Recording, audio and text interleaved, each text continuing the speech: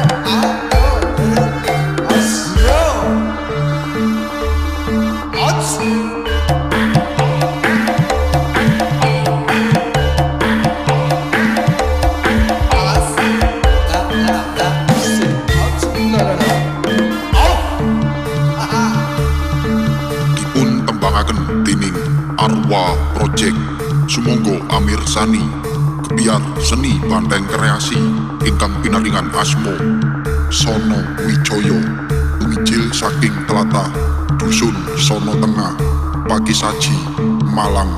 Pimpinan Bapak Irwan Ismail dipun sengguyung dening SWJ Group wonge teko vlogger plat N Ugi Ayas Domi.